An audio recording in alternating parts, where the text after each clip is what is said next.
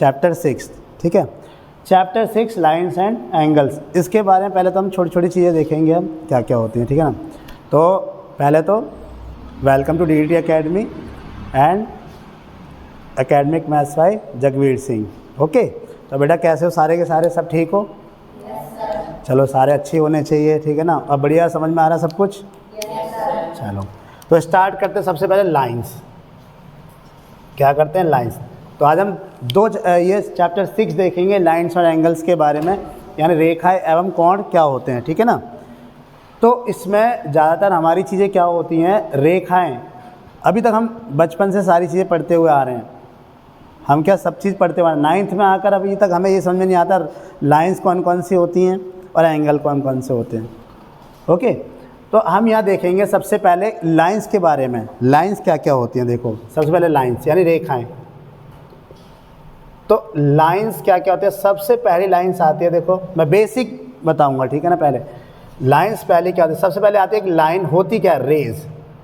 एक रे क्या होती है? ठीक है, रे को क्या बोलते हैं? यानी इसे हिंदी में बोले तो क्या बोलते हैं? किरण। क्या बोलते हैं? किरण। रे क्या होती है? तो इसमें क्या बोलेंगे? A line having starting point. क्या बोलेंगे? A line having starting point but no end points. क्या हो जाएगा? Line having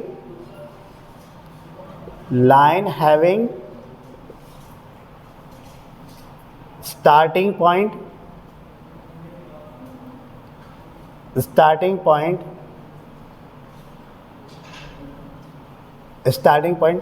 but not end point.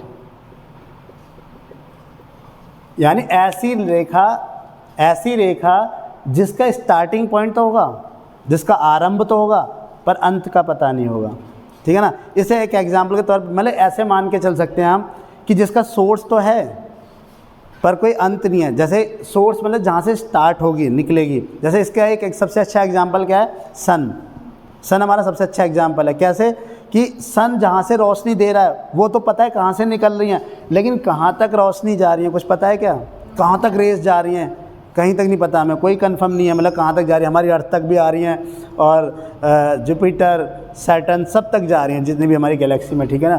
तो कहने का मतलब यानी इसका एक स्टार्टिंग पॉइंट तो है पर कोई एंड पॉइंट्स नहीं है। जैसे कि एग्जांपल हम देख लेते हैं, ये इस तरह से मान लो यहाँ पे एक ओरिजिन होगा और यहाँ से एक रेज ऐसे निकल जाएगी और ये एरो दिखाता है इसका कोई एंड पॉइंट नहीं है, ठीक है ना। यानी ये हो गया फिक्स्ड पॉइंट और एंडलेस, यहाँ पे कोई पॉइंट नहीं है, ठीक है ना, ध्यान रखना। तो line having starting point but not end point, that is called rays, ठीक है। इसका मतलब ये हो गया कि रे का मतलब किरण क्या हो गया कि ऐसी रेखा जिसका क्या हो, जिसका स्टार्टिंग पॉइंट आरंभ बिंदु है लेकिन उसका कोई अंत वाला बिंदु नहीं होगा, ठीक है, ध्यान रखना। दूसरी बात आती है हमारी लाइन क्या होती है? ठीक है ना। अ line having not end points, not having end points, a line not having end points, ठीक है ना। इसके पास क्या होता है? इसके दोनों कोई सिरे नहीं होते, यानी कि एक रेखा जिसका कोई सिरा नहीं होता, ठीक है ना, जिसका कोई सिरा नहीं होता। सिरा का मतलब यानी इस तरह से, या हम इसे ऐसे कह सकते हैं जिसकी कोई निश्चित लंबाई नहीं होती या जिसकी कोई डेफिनेट लेंथ नहीं होती, उसे क्या बोलेंगे? हम लाइन बोलेंगे, ठीक है ना। जिसकी कोई डेफिनेट लेंथ नहीं है। अब हम इसको एक लाइन खींच दिया हमने ऐसे, तो इसका मतलब हमें नहीं पता ये कितने के, 4 सेंटीमीटर के, 5 सेंटीमीटर के, 6 सेंटीमीटर। मैं तुमसे एक बात कहूँ, सीधी सी बात है, मैंने कहा कि सभी बच्चों एक काम करो, एक लाइन खींचो, एक लाइन तो कोई क्या करेगा? कोई छोटी खींचेगा, कोई बड़ी खींचेगा, कोई ज़्यादा बड़ी खींचेगा, कोई इतनी सी खींच देगा, है कि नहीं? यानी किसी की लेंथ का कुछ पता है क्या? ठीक है ना।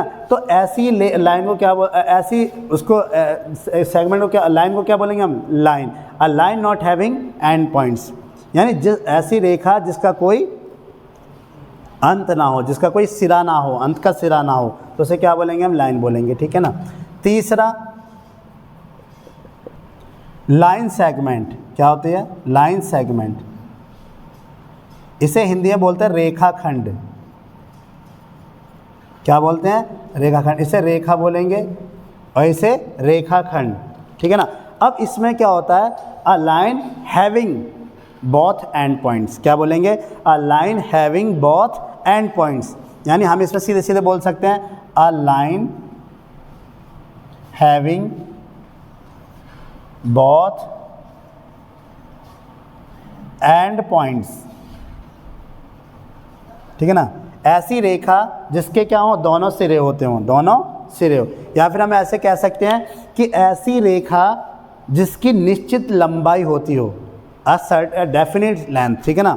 अ line having definite length that is called line segment. जैसे एग्जांपल के तौर पे मैं बोलूँ तुमसे, मैंने कहा कि मुझे 5 सेंटीमीटर की एक लाइन खींच के दिखाओ, 5 सेंटीमीटर की एक लाइन खींच के दिखाओ या लाइन सेगमेंट खींच के दिखाओ। तो जब मैं सबकी कॉपी देखूंगा तो सबकी रेखा जो लाइन होगी बराबर होगी कि नहीं होगी? सबकी लाइन बराबर होगी। और वो लाइन बराबर होगी, क्यों बराबर होगी? क्योंकि मैंने एक डेफिनेट लेंथ बता दी, एक निश्चित क्या बता दी मैंने? एक लंबाई बता दी कि आपको इतनी लंबाई की क्या खींचनी है? एक लाइन खींचनी है। तो क्या हो जाएगा? उसका मतलब उसकी मुझे डेफिनेट लेंथ पता है, तो इसका आप उतनी ही लाइन खींचोगे, उतनी लेंथ की लाइन खींचोगे जितनी मैंने कहा है, 5 सेंटीमीटर या 6 सेंटीमीटर, तो उसकी क्या एक डेफिनेट लेंथ हो गई हमारी एक, ठीक है। क्या बोलेंगे हम? तो इसका मतलब यहाँ पे क्या हो जाएगा? जैसे रेज है हमारी ये सॉरी ये क्या एक लाइन है, लाइन के अंदर मैं फिक्स कर दूँ कि ये पॉइंट ए है और ये पॉइंट क्या है? बी, और इसके बीच की डिस्टेंस क्या है हमारी? 5 है, 6 है, 4 है। तो ये जो पॉइंट हमने दिखाए इसका मतलब इसे क्या बोलेंगे? यानी एक लाइन में से हमने एक डेफिनेट लेंथ का एक टुकड़ा काट लिया, एक डेफिनेट लेंथ में से एक टुकड़ा, डेफिनेट लेंथ का एक टुकड़ा काट लिया पूरी एक लाइन में से, that is called line segment, ठीक है ना। अब जैसे मान लो एक होता है ना, कपड़ा खरीदने जाते हैं, भाई कपड़े तो बहुत सारा उसमें लपटा रहता है, पता नहीं कितना चाहिए, तो तुम क्या बोलते हो कि मुझे 2 मीटर चाहिए, 3 मीटर चाहिए, 4 मीटर चाहिए। तो उसी तरह से क्या करेगा? वो नापेगा और नाप के काट के तुम्हें क्या कर देगा? दे देगा।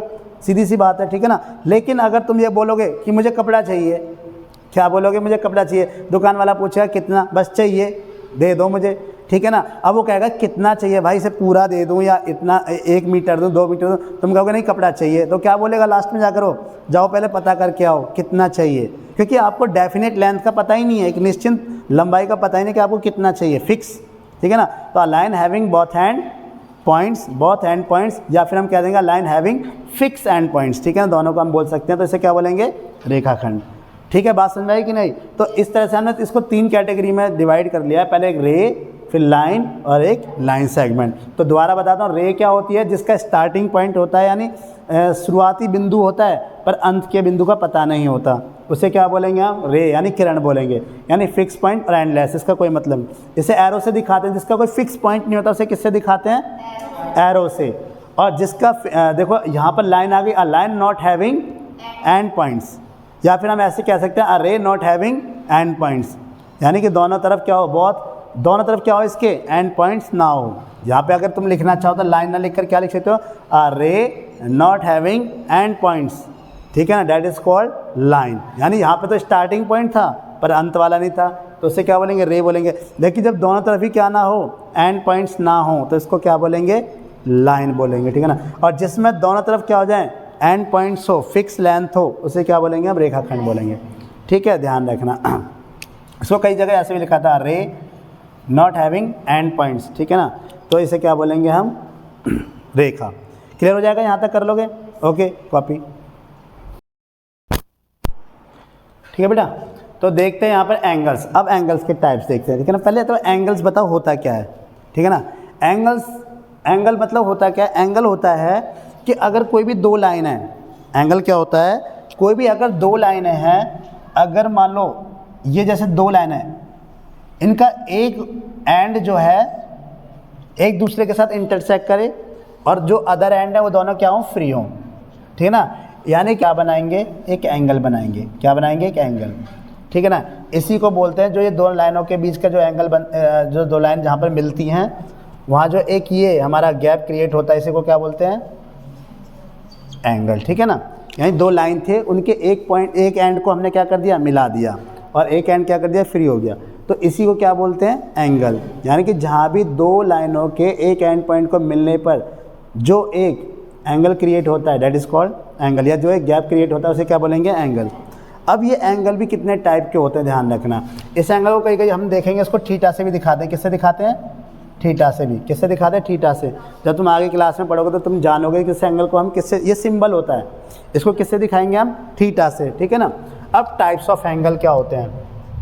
टाइप्स ऑफ एंगल देखो, टाइप्स ऑफ एंगल में हम देखेंगे टाइप्स ऑफ एंगल, ठीक है ना। Types of angle, types of angle में यानी कोणों के प्रकार। टाइप्स ऑफ एंगल्स, कोणों के प्रकार।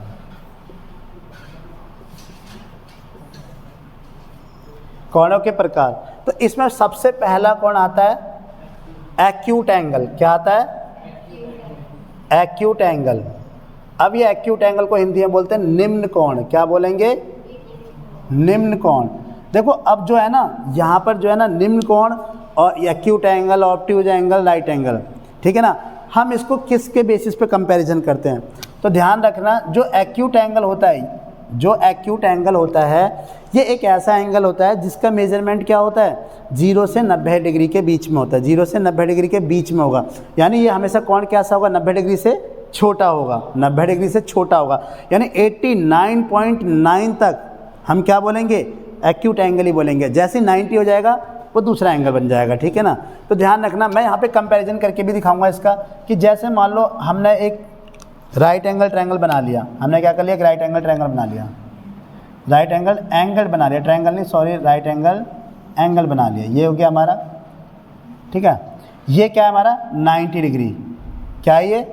90 डिग्री का एंगल है ये, ठीक है। जब यानी कि अगर ये हमारा क्या है? Acute angle. इसे क्या बोलेंगे? एक्यूट। यानी जो एंगल हमारा 0 से, ये 0 डिग्री और ये 90 डिग्री, यानी इस एंगल के बीच में जो भी एंगल होगा हमारा that is called acute angle, ठीक है ना। इस 0 से लेके 90 के बीच में जो भी एंगल होगा हमारा क्या होगा? एक्यूट एंगल, ठीक है ना। The angle whose measurement between 0 and 90 degree, ठीक है ना। ठीक है, 0 and the angle whose measurement is between 0 and 90 degree, यानी जो एंगल 0 और 90 के बीच में होंगे, जिनकी माप 0 और 90 के बीच की होगी, उसी एंगल को क्या बोलेंगे हम? एक्यूट एंगल बोलेंगे, ठीक है ना। या हम सीधे एक और तरीके से बोल सकते हैं, जो एंगल मान लो, जो एंगल, यानी मैं थीटा से दिखा रहा हूँ इस एंगल को, ठीक है ना। जो एंगल 90 डिग्री से कम होगा और 0 डिग्री से क्या होगा? बड़ा, या 0 डिग्री भी हो, सीधी सी बात है, 0 डिग्री पर तो कोई एंगल होगा नहीं, लाइन बन जाएगी। 0 डिग्री से बड़ा हो और 90 डिग्री से छोटा हो, इसी को क्या बोलेंगे हम? एक्यूट एंगल, ठीक है, समझ लेना। दूसरा पॉइंट आता है हमारा इस तरह से, राइट एंगल। राइट एंगल जिसे बोलते हैं समकोण। क्या बोलेंगे? समकोण। तो ऐसा angle, the angle whose measurement is exactly 90 degree. The angle whose measurement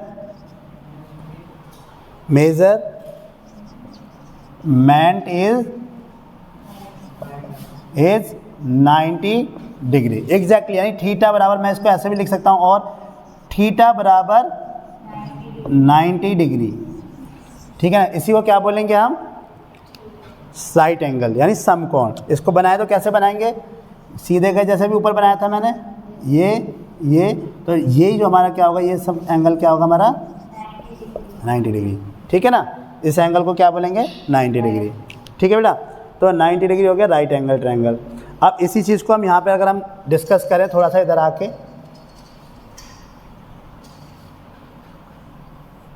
अब आता है इसका तीसरा एंगल, कौन सा? Obtuse angle. क्या हो जाएगा? Obtuse angle. ऑब्ट्यूज एंगल को बोलते हैं अधिक कोण। क्या बोलते हैं? अधिक कोण, ठीक है। अब नाम से पता लग रहा होगा तुम्हें, देखो न्यून कोण हमने क्या बोला, जो एंगल 0 और 90 के बीच में होगा उसे क्या बोलेंगे यार, 90 से कम और 0 से बड़ा, उसे बोलेंगे एक्यूट एंगल। और जो एंगल 90 डिग्री का होगा exactly, the angle whose measurement is exactly 90 degree, इसको एग्जैक्टली कर लेना,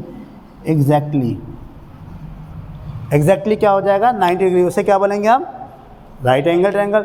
और ऑब्ट्यूज एंगल क्या होगा, अधिक कोण, the angle whose measurement is between 90 and 180 degree, क्या हो जाएगा 90 and 180 degree, the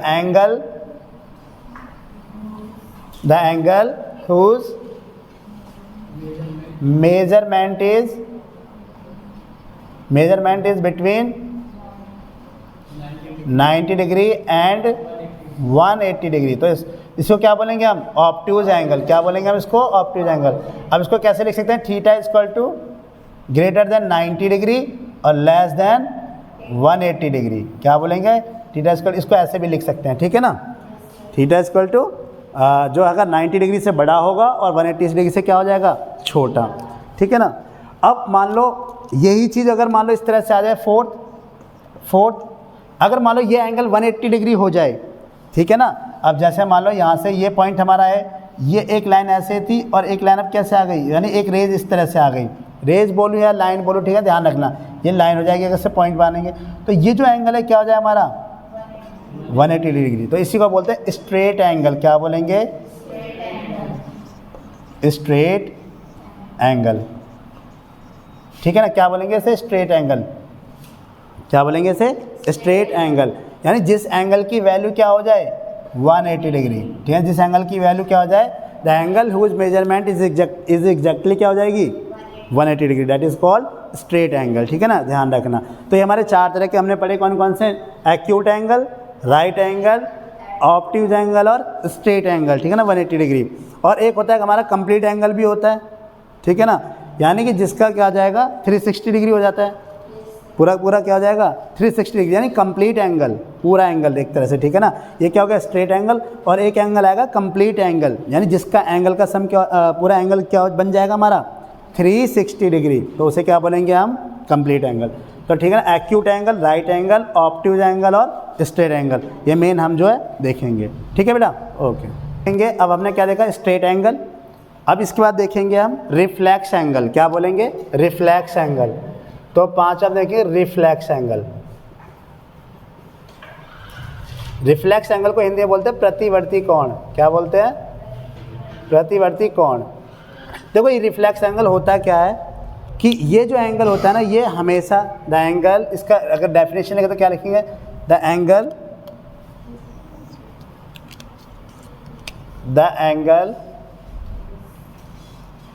whose measurement is between 180 to 360 degree, ठीक है ना। यानी जो एंगल होगा हमारा वो क्या होगा, थीटा जो होगा वो ग्रेटर होगा 180 डिग्री से और 360 से क्या होगा, छोटा, ठीक है, ध्यान रखना। यानी अगर इसको बना के दिखाएं तो कैसे होगा कि मान लो जैसे ये एक लाइन है, ठीक है ना, लाइन, और हमने ऐसे बना दिया, ठीक है, एक लाइन, तो ये एंगल को कैसे मेजर करेंगे, यहाँ से स्टार्ट करेंगे इस तरह से, है कि नहीं। देखो अब ये होना क्या चाहिए था, देखो 180 वाला तो ऐसे था ना, सेम 180 वाला तो ये था, अभी 180 से ज़्यादा है कि नहीं, देखो यहाँ से यहाँ तक 180 था और हमारा कहाँ जाएगा, यहाँ तक, तो ये क्या हो जाएगा 180 से ज़्यादा हो जाएगा। तो ये मान लो ए है, ये बी है और ये सी है, तो ये पूरा एंगल काउंट किया जाएगा। तो इसका मतलब ये क्या है, 180 से ज़्यादा होगा, 360 से क्या होगा, कम होगा, ठीक है, इसी को बोलेंगे हम रिफ्लेक्स एंगल। अच्छा अब इसके बाद देखते हैं हम क्या, कॉम्प्लीमेंट्री एंगल। क्या होता है कॉम्प्लीमेंट्री एंगल, सीधी सी बात है, कॉम्प्लीमेंट्री एंगल को बोलते हैं हम, क्या बोलते हैं, कॉम्प्लीमेंट्री एंगल, जिन एंगल का सम, जिन दो एंगल का सम क्या हो 90 डिग्री हो, ठीक है, जिन एंगल का सम क्या हो, दो 90 डिग्री हो, उन्हीं को क्या बोलेंगे, कॉम्प्लीमेंट्री एंगल, ठीक है ना। और सप्लीमेंट्री एंगल मतलब जिन दो एंगल का सम क्या हो 180 डिग्री हो, उसे क्या बोलेंगे, सप्लीमेंट्री, ठीक है ना।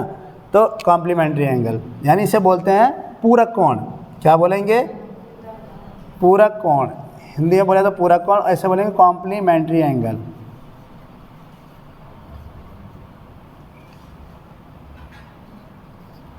कॉम्प्लीमेंट्री एंगल, ठीक है ना, कॉम्प्लीमेंट्री एंगल।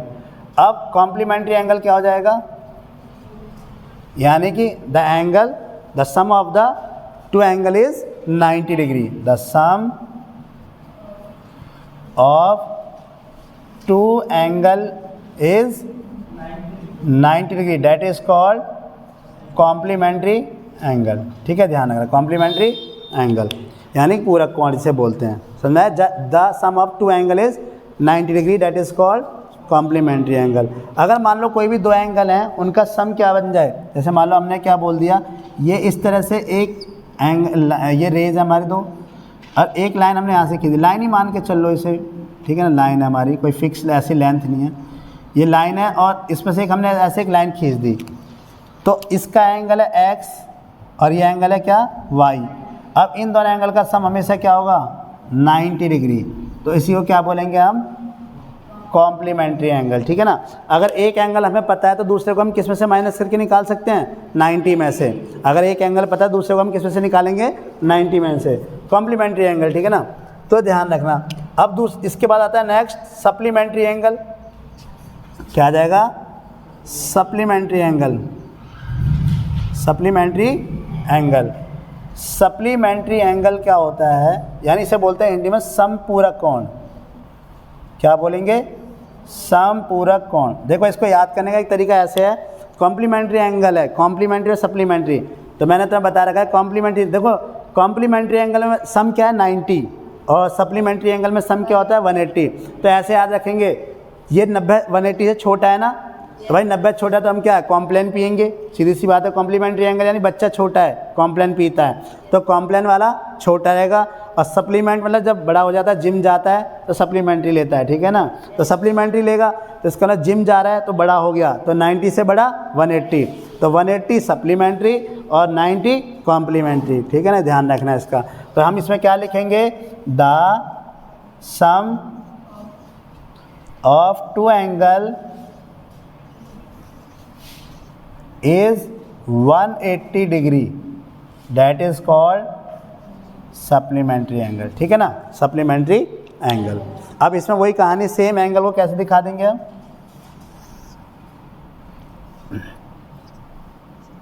यहाँ एक पॉइंट है, ये इस तरह से ले लो, ये एक रेज हमने यहाँ ले ली।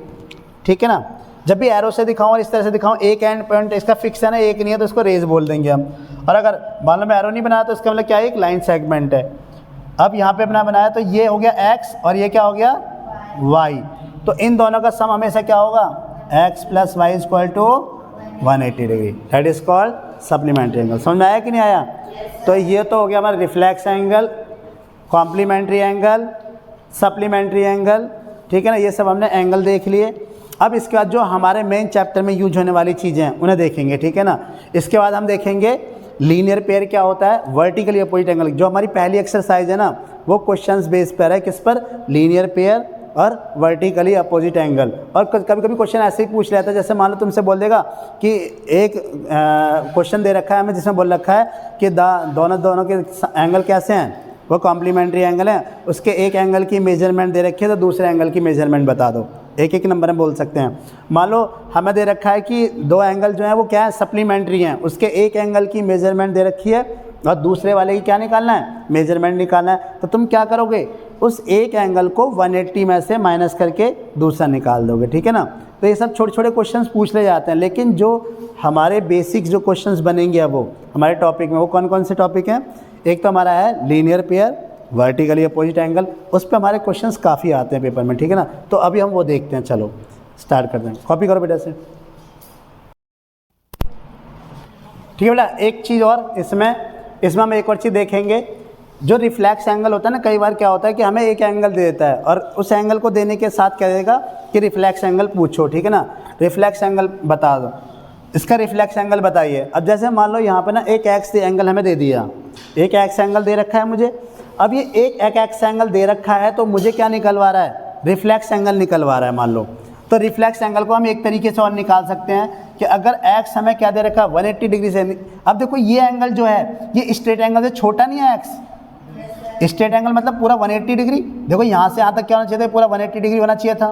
अब ये एक्स 180 से छोटा नहीं है, तो इसका मतलब ये बात तो क्लियर है, रिफ्लेक्स एंगल नहीं है।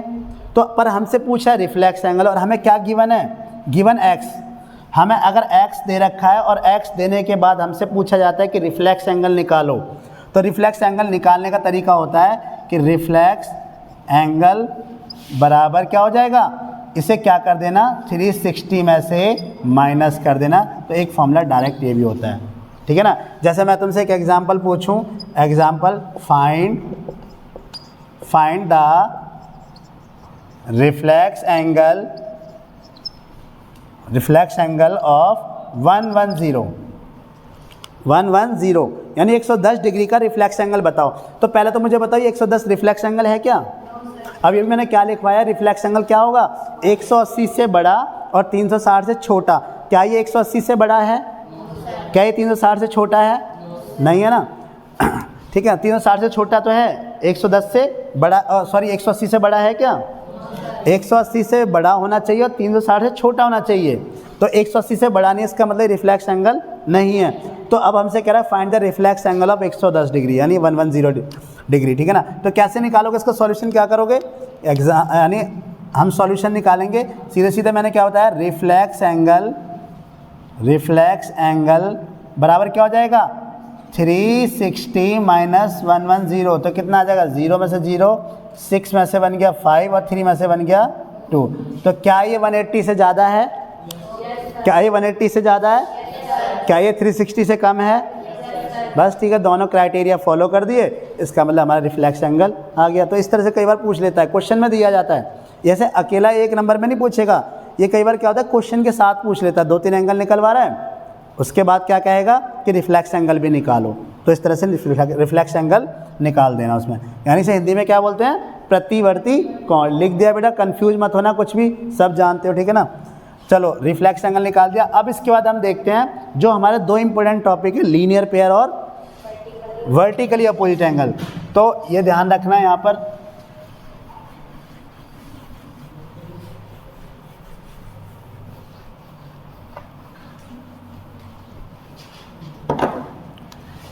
इसके बाद देखेंगे हम। पहले तो सुनो, एडजेसेंट एंगल क्या होते हैं,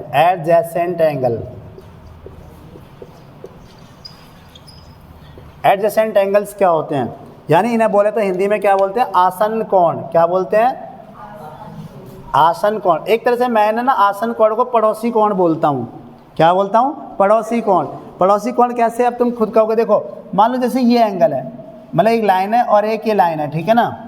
अब इसमें देखो ये एंगल और ये एंगल दोनों पड़ोसी है कि नहीं, यानी दोनों के दोनों पड़ोसी हैं कि नहीं।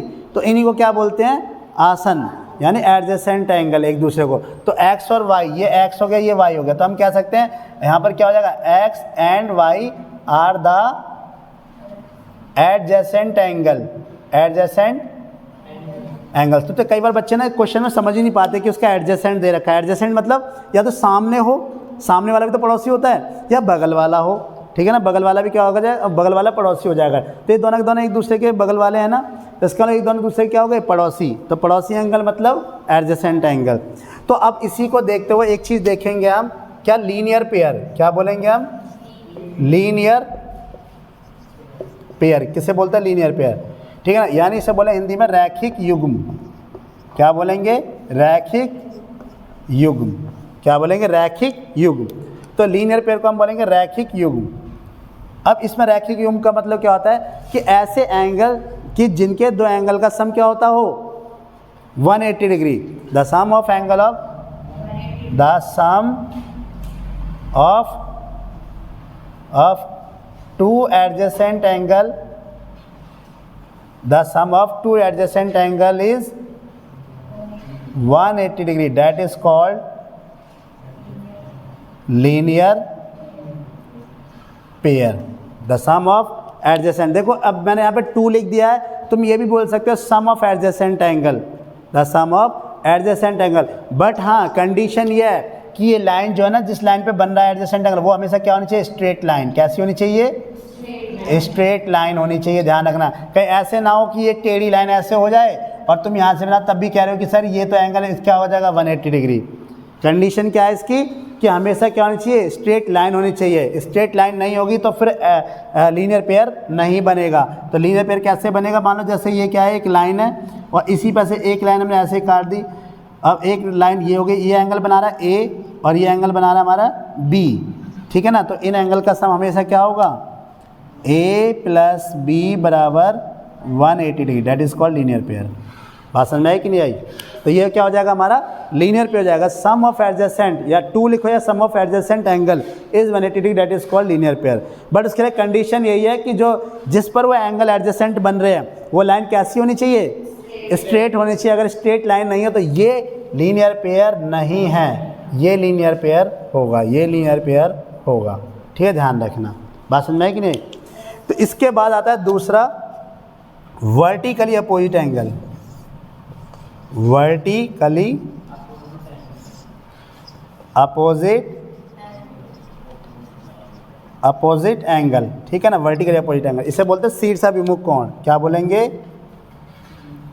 शीर्षा विमुख कोण, शीर्षा विमुख कोण। अगर कोई भी दो लाइन इंटरसेक्ट कर रही हैं, कोई भी दो लाइन, मान लो दो लाइन ले लो, देखो दो लाइन ले ली मैंने, ये दो लाइन एरो से दिखा रहा हूँ, लाइन बोलेंगे से। दो लाइन इंटरसेक्ट समझते हो, काटना, एक दूसरे को एक पॉइंट पर काटना। दो लाइन अगर एक दूसरे को काटती हैं, एक पॉइंट पर काट रही हैं इस तरह से, ठीक है ना, और ये इसके मुंह के सामने एक एंगल बनाए, मान लो ये तो हो गया x और ये क्या हो गया y, यानी नाम से पता लग रहा है शीर्षा विमुख, उसके मुख के सामने, उसके मुख के सामने, यानी x के सामने कौन है, y। देखो x का पड़ोसी क्या हो जाएगा, ये वाला एंगल, और x के सामने वाला कौन हो जाएगा, y। तो अगर मान लो यहाँ पे मैं a लिखता हूँ तो मैं कहूँगा कि a किसका पड़ोसी है, x का पड़ोसी, और y का पड़ोसी भी a है, लेकिन x के सामने कौन है, y। तो x का क्या कहलाएगा, वर्टिकली अपोजिट एंगल, ठीक है ना। तो ये दोनों के दोनों कैसे हैं, वर्टिकली अपोजिट एंगल। तो ध्यान रखना, वर्टिकली अपोजिट एंगल हमेशा आपस में क्या होते हैं, बराबर होते हैं। क्या होते हैं, बराबर होते हैं। वर्टिकली अपोजिट एंगल हमेशा आपस में क्या होंगे, बराबर होंगे। लेकिन अगर मैं x और a का रिलेशन देखूँ तो क्या आएगा, x और a को देखो तो ये लाइन स्ट्रेट है कि नहीं है, पहले बताओ। तो मैं x प्लस a को 180 लिख सकता हूँ, नहीं लिख सकता, ये सारे बताओ। x प्लस a को 180 लिख सकता हूँ, और y प्लस a को भी 180 लिख सकता हूँ, नहीं लिख सकता। y प्लस a को 180 नहीं लिख सकता, लिख सकता हूँ भाई। देखो यहाँ पे एक स्ट्रेट लाइन है, ये भी मैंने क्या, ये इसका पड़ोसी है और ये इसका पड़ोसी है, बट ये एक दूसरे के क्या है, मुंह के सामने है। तो ये जो मुंह के सामने होते हैं वो एक दूसरे क्या होते हैं, बराबर होते हैं, और जो आपस में पड़ोसी होते हैं वो क्या होते हैं, हमेशा लीनियर पेयर बनाते हैं। क्या बनाते हैं, लीनियर पेयर। अब जैसे b है, अब मैं कहूँ a और b बराबर कह सकता हूँ, नहीं कह सकता, a बराबर किसके होगा, b के। लेकिन अगर मैं यहाँ से लिखना चाहे तो x प्लस b बराबर क्या हो जाएगा, 180। x प्लस a बराबर 80, y प्लस a बराबर, y प्लस b बराबर, सारे 180 बनेंगे। यानी एडजेसेंट एंगल का सम हमेशा 180 और क्या हो जाएगा, और वर्टिकली अपोजिट, यानी जो शीर्ष के सामने होंगे, मुख के सामने होंगे, वो हमेशा क्या होंगे, बराबर होंगे, ठीक है ना। बात समझ में आई कि नहीं आई। तो यहाँ से हम देख लेंगे, दो हमने देखे, लीनियर पेयर और वर्टिकली अपोजिट एंगल, यानी शीर्षा विमुख कोण। तो ये सब चीज़ें हम देख के चलेंगे, और इसी के बेसिस पर अभी हम 2-3 क्वेश्चंस देखते हैं, तो तुम्हारा ये कॉन्सेप्ट बिल्कुल क्लियर हो जाएगा कैसे सॉल्व करना है। ओके बेटा, ठीक है, ठीक है बेटा। देखो इसमें देखते हैं, अब हम 2 क्वेश्चन देखते हैं इन्हीं कॉन्सेप्ट पर, लीनियर पेयर और वर्टिकली अपोजिट एंगल पे हम 2 कॉन्सेप्ट पे क्वेश्चन देखते हैं, ठीक है ना। अभी जो मैंने बताया था कि जो लीनियर पेयर होता है, वहाँ पे हमने जो 2 लिखा है ना, वो सम ऑफ एडजेसेंट भी बोल सकते हैं, 2 भी बोल सकते हैं। अगर एक ही लाइन है तो 2 एंगल बनेंगे एडजेसेंट, और अगर कई सारी लाइन है तो कई सारे एंगल बनेंगे एडजेसेंट, ठीक है ना। तो sum of adjacent angle is 180 degree is called linear pair, ठीक है ना। ये चीज़ ध्यान रखना। अब मैंने 2 क्वेश्चन लिया, देखो 2 क्वेश्चन को हम लीनियर पेयर पे देखेंगे ना। ये किस पर बेस्ड है, लीनियर पेयर पर। देखने से पता लग रहा होगा, देखने से पता लग रहा है कि नहीं लग रहा, लीनियर पेयर और वर्टिकली अपोजिट एंगल दोनों कॉन्सेप्ट पर क्या है, ये बेस्ड हैं। लुक हियर, देखो बेटा, तो यहाँ पर क्या हो जाएगा, अगर मान लो ये क्या है कि स्ट्रेट लाइन नज़र आ रही है कि नहीं आ रही, और ये क्या है, सारे के सारे एंगल देखो एडजेसेंट एंगल नहीं है क्या, ये इसका एडजेसेंट है, ये इसका एडजेसेंट है, तो सारे के सारे क्या हो गए, एडजेसेंट। तो अगर ये सीधे एक लाइन पर ही एंगल देखो सारे बन रहे हैं, तो क्या होंगे, लीनियर पेयर होंगे कि नहीं होंगे, होंगे कि नहीं होंगे लीनियर पेयर। तो इन्हें क्या बोलेंगे हम, लीनियर पेयर। तो इसमें बोला है कि आपको ये क्वेश्चन दे रखा है और इसमें किसकी वैल्यू निकालनी है, x की वैल्यू निकालनी है। तो मैं सीधे सीधे क्या लिख सकता हूँ, देखो मैं लिख सकता हूँ कि x प्लस, बोलो x plus 1 plus x plus 2 बराबर 180 लिख सकता हूँ? जल्दी बताओ, लिख देंगे ना? तो इसे क्या बोलेंगे? Linear pair. क्या बोलेंगे इसे? Linear pair. क्योंकि अभी भी क्या लिखवाया था हमने? The sum of adjacent angle is 180 degree, that is called linear pair. The sum of adjacent angle is 180 degree is called linear pair. यानी जिन आसन्न कोणों का योग क्या होता है? 180 डिग्री होगा, उसे हम क्या बोलेंगे? लीनियर पेयर, यानी रैखिक युग्म बोलेंगे। ठीक है ना? तो अब यहाँ पर देखो, अब तुम कहोगे किसी बच्चे ने एक बच्चे ने क्वेश्चन पूछा कि सर अब ये आपने 2 लिखवाए थे, यहाँ पे तो 3 एंगल बन गए, जबकि 2 एंगल बनने चाहिए थे। तो मैंने बोला ना 2 भी हो सकते हैं, 3 भी हो सकते हैं, कई सारे एंगल हो सकते हैं। ठीक है ना? The sum of adjacent angle 2 भी हो सकते हैं, 2 से ज़्यादा भी हो सकते हैं। तो कन्फ्यूज मत होना। अब देखो, पहले देखो यहाँ एक्स सेम कैटेगरी को देखो, एक्स कितने एक्स हैं? 3x।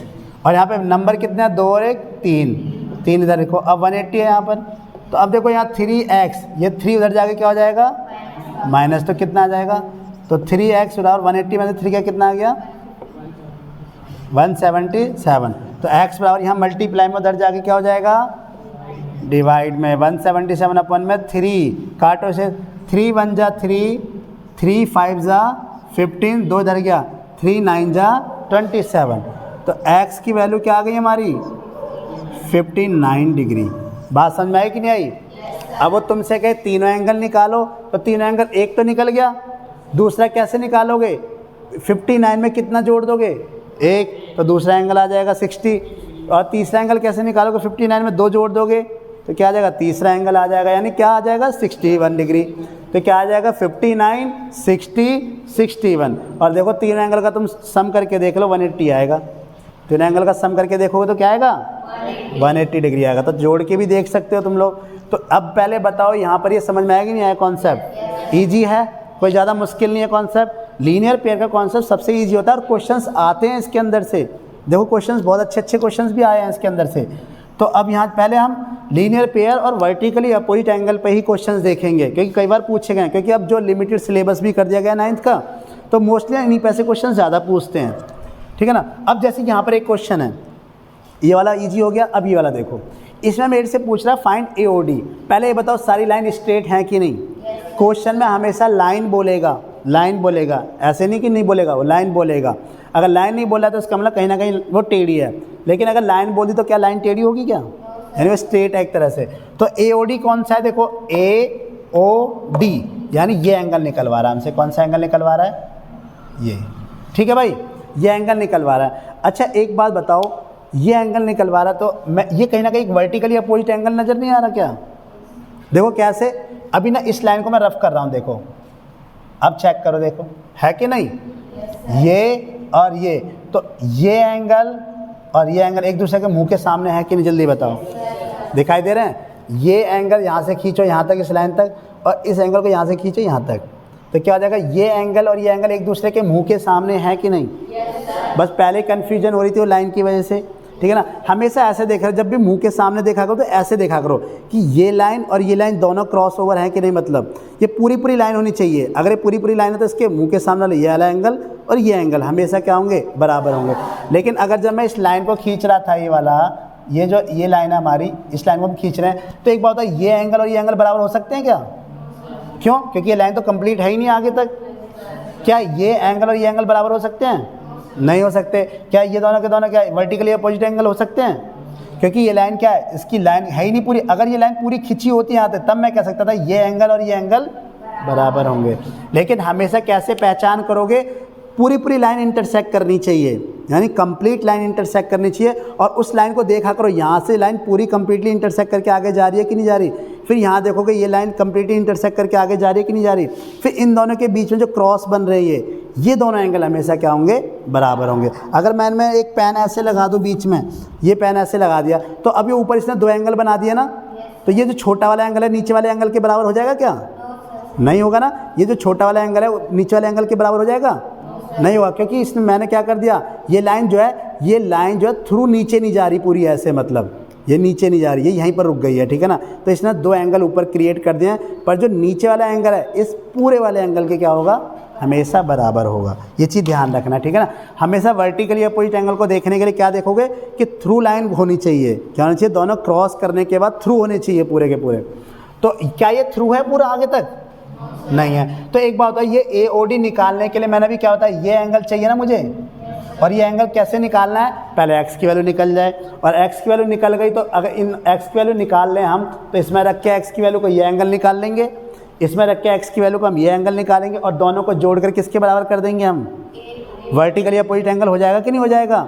मेरी बात यहाँ तक समझ पा रहे हो कि नहीं समझ पा रहे हो? मैं दोबारा बताता हूँ कि देखो मुझे AOD निकालना है। अब AOD निकालना है तो अभी तो कहोगे सर आप अभी हमें लीनियर पेयर कॉन्सेप्ट समझा रहे थे, तो मैंने देखा AOD में लीनियर पेयर कॉन्सेप्ट कहीं यूज हो रहा है? नहीं हो रहा। देखो कैसे नहीं हो जा रहा, यहाँ पे 40 है और यहाँ पे क्या है, निकालना है। तो हो सकता है नहीं यहाँ से, क्या यहाँ से हो सकता है? नहीं हो सकता भाई, ये भी तो एक लाइन है, AOB एक लाइन है। AOB क्या है? एक लाइन है। तो यहाँ पे 40 प्लस इसे 180 करके निकाल नहीं सकते क्या डायरेक्ट?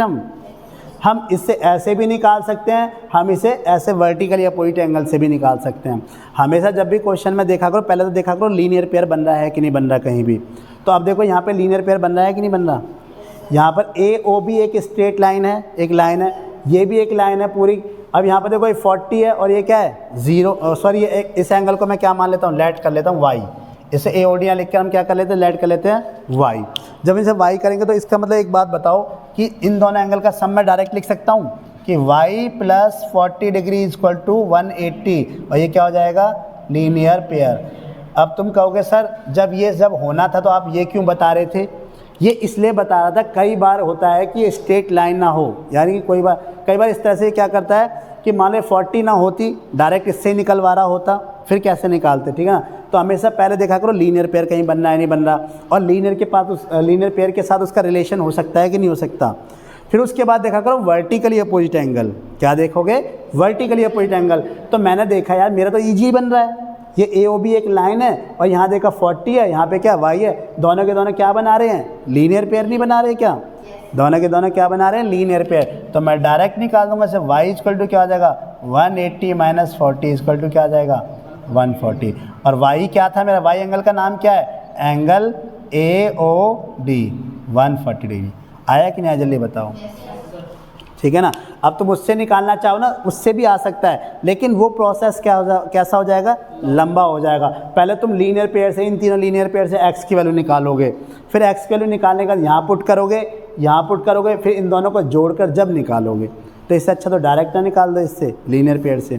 तो दो प्रोसेस होते हैं, हमेशा ध्यान रखना। मैथमेटिक्स में बहुत सारे अल्टरनेट क्या होते हैं, रास्ते होते हैं, अल्टरनेट वे होते हैं, लेकिन हमें वो वे चूज़ करना है जहाँ पर क्या होगा, ईजी, जो हम इजीली आंसर निकाल सकें, ठीक है ना। कई बार MCQ में ऐसे ही घुमाता है कि आपको इस तरह का दे देगा, इस तरह का दे देगा, आप लॉन्ग प्रोसेस को देख रहे होंगे, आपको छोटा प्रोसेस दिखाई दे रहा होगा, तो आप क्या करोगे, छोटे प्रोसेस को वो करना है और उसके अकॉर्डिंग क्या करना है, आंसर निकालना। तो हमारा AOD क्या आ गया आंसर, 140 डिग्री।